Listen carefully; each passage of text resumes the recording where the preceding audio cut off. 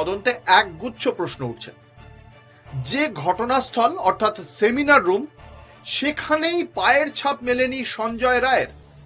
এইটা একটা অত্যন্ত গুরুত্বপূর্ণ তথ্য, কারণ একটি সংবাদ মাধ্যমে এমনটা দাবি করা হয়েছে।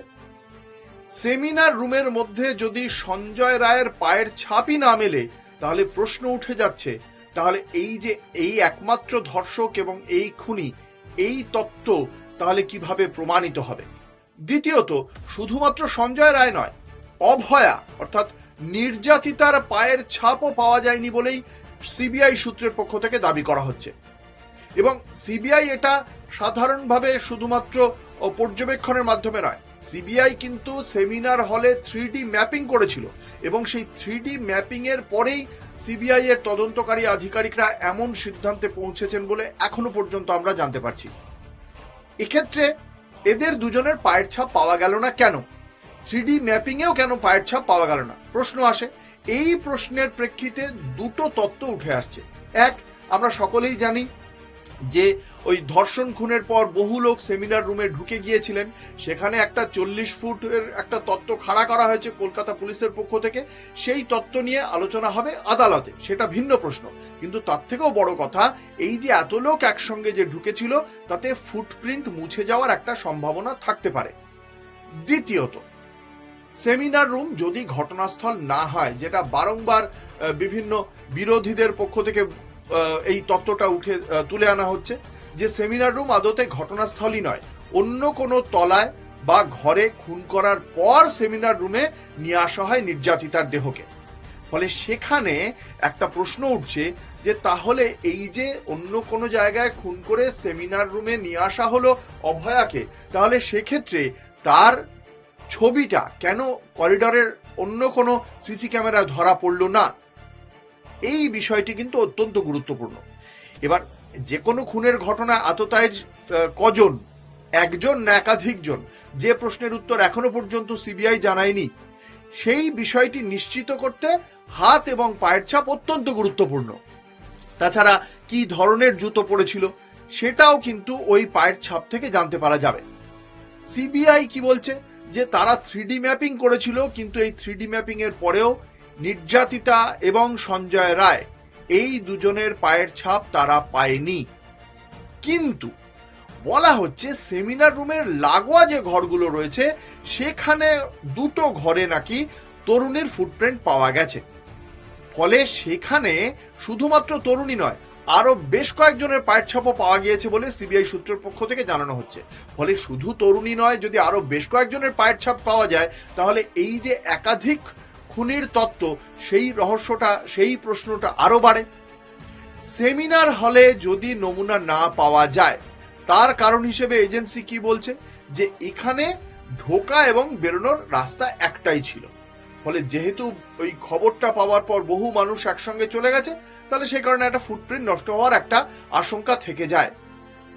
এবং কি, যে একাধিক ব্যক্তির পায়ের ছাপ যদি পড়ে, তাহলে আলাদাভাবে নির্যাতিতা এবং সঞ্জয় রায়, অভিযুক্ত এই সঞ্জয় রায়, এদের দুজনের পায়ের ছাপটা আলাদা করা যাচ্ছে না।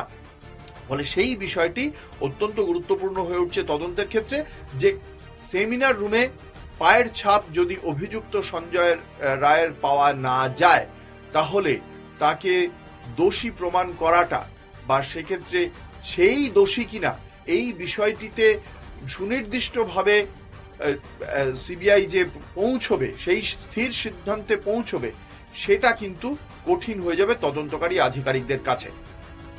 এখান থেকেই প্রমাণ হচ্ছে কিভাবে সমস্ত প্রমাণ লোপাট করা হয়েছে। কিভাবে ফুটপ্রিন্ট, মানে যেই ঘরে সেমিনার হলে যেখানটায় তিলোত্তমা ছিল, সেখানে কিন্তু তিলোত্তমার পায়ের ছাপ পাওয়া যায়নি, সেখানে সঞ্জয়েরও পায়ের ছাপ পাওয়া যায়নি।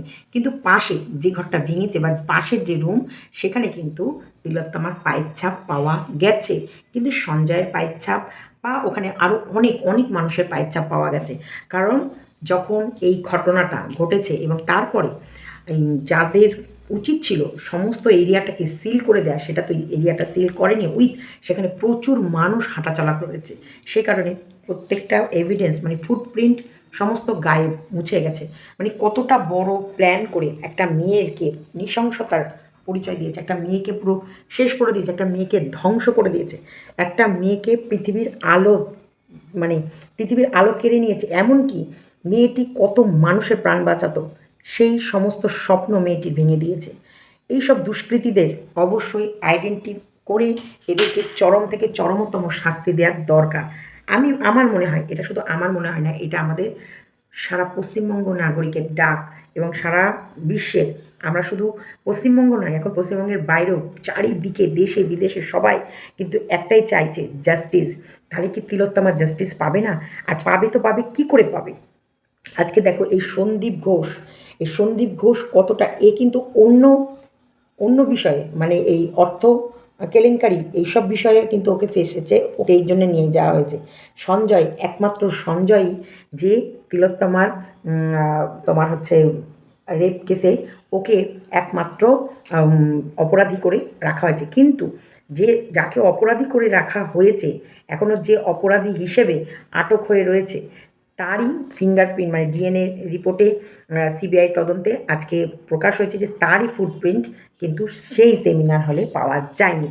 তাহলে বলো, এই সঞ্জয় রায় একটা মোহরা মাত্র, আসল ঘটনাটা তো ঘটিয়েছে অন্য কারা ঘটিয়েছে? যারা ঘটিয়েছে তাদের আসল চেহারা সামনে আসার দরকার। আর কারা আনতো? এই প্রশাসন, এই তোমার হচ্ছে যাদের হাতে আমাদের মানে পশ্চিমবঙ্গ রাজ্যের দায়িত্ব দেওয়া হয়েছে, এই পুলিশ আধিকারিকরা, তারাই কি করেছে? দায়িত্ব সহকারে তিলোত্তমার বডিকে পাহারা দিয়ে সমস্ত এভিডেন্স নষ্ট করেছে, এভিডেন্স মুছে দিয়েছে।